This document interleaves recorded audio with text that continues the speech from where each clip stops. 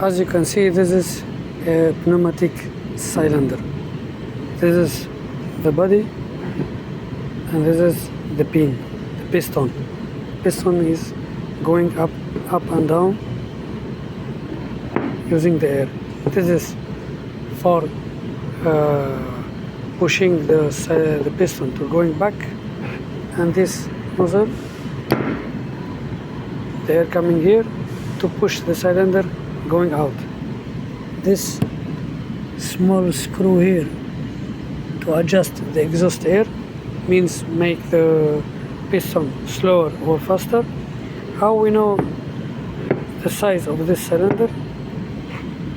We check the company reference here.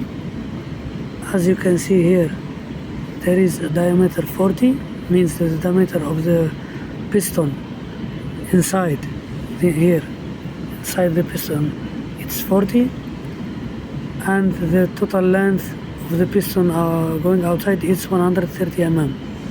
All dimension is by mm, means this full going outside, it's 130 mm.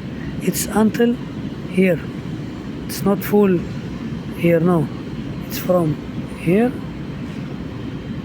to here, it will be 130 mm.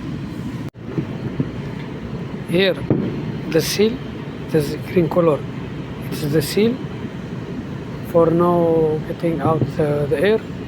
Here you can here use the spinner 14 for fixing the thread in nut or in threaded plate to fixing the front of the cylinder. Here the back side you can fix here also using this. We have here a small thread, you can see, yes, inside it's small thread. This one is M6 to fix also the base.